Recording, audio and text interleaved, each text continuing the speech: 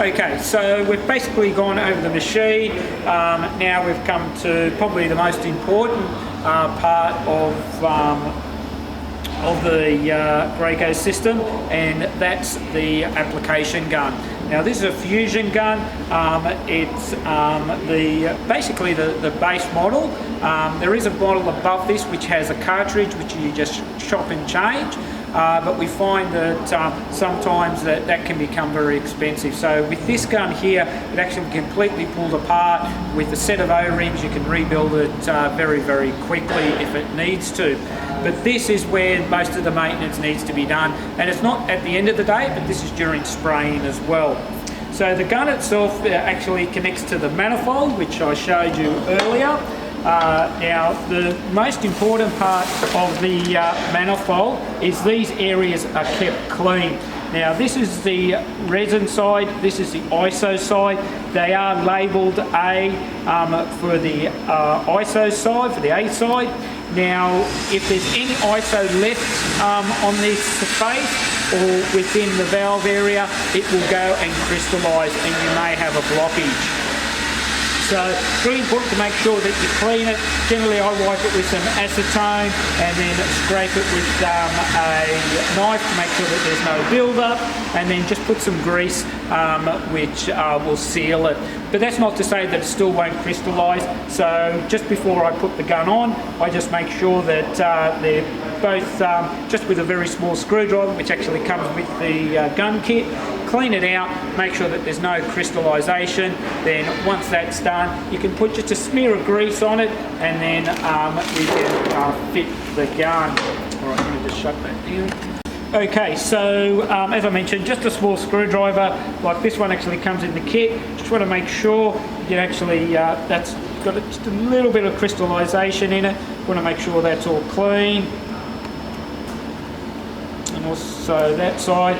Now when you go from side to side, just make sure that you do wipe the screwdriver. We don't want to contaminate the ISO into the resin. Make sure that's all clean. And then what we do is now I generally, this is actually a cleaning manifold. I generally don't use it for that, don't have it set up for that. I just use it to hold our check valves in. Just makes it a little bit easier when you're walking around, so we don't have any issues, because sometimes they can fall out. So basically this is where the manifold bolts onto. You can see the O-rings there, so we need to make sure that they're lubricated.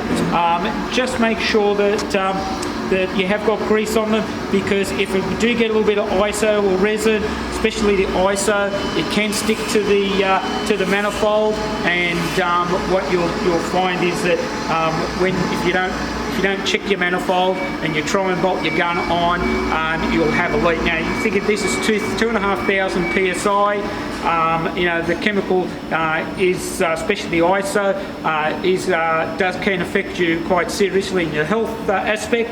So it's really important that make sure that everything's nice and lubed and everything's clear, so you don't get any leaks.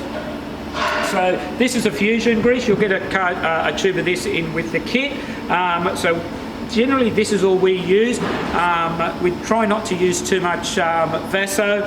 Maybe if I'm going to have them sitting over Christmas because we're down, I might put Vaso on them, but usually it's definitely the fusion grease that we use.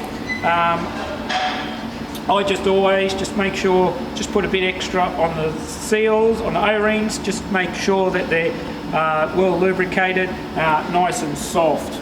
So we've checked our manifold, it's nice and clean. Make sure that that's all clean. Just a smear of grease on here as well. And then we can bolt our gun on. Now the fusion guns come in different size mixing chambers or tips. So with the E10 you can use a 2020 or all the way up to a 2029. You won't have enough flow for anything larger than that. You've got all round, you've got flats, so there are a couple of different tips that you can use. In this one I've got an all-round 2022. It seems to be probably the most reliable tip size for the E10, but if you're doing something a little bit finer and you want a bit of best product, you can go to the 2020. But if you're doing a larger area, you can use a 2929, but obviously you're going to have more products. You've got bigger orifices for the into the chamber, so you're going to use a lot more product. So it's pretty easy. The gun just bolts on. Okay, so we just bolt the manifold onto the gun. We can just turn it like that, take a bit of load off it. Now when you do this, you know, with the grease, it's nice to put a bit of grease on the mounting bolt, just in case you get a bit of ISO on it, it just won't stick to it. So basically you want to make sure that it goes all the way home. You haven't got any gaps anywhere. You want to make sure it's nice and tight. Okay, so that's basically, the gun's ready to go. We need to hook up our air, and basically that's our gun ready to go.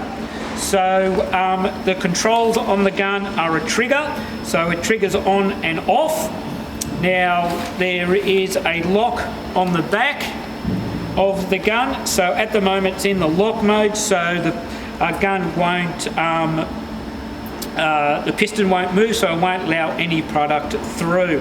Basically with the Fusion guns, to activate the air, you've got this valve which is on. You can hear air coming out now, so that's actually in the purge mode. So the moment we're in the lock, so it only moves a fraction, not enough to allow the product to come through.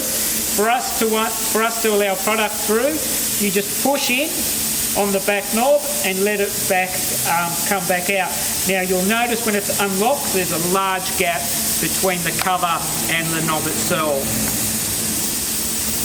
Okay, so to activate the gun, basically pull the trigger. You can hear that there's no air because it doesn't need to purge. So at the moment, if the machine was pumped on, the machine was on and up to pressure, we'd have the product would be ready to come out. Now what we need also, just to show you, now these are our valves for our product.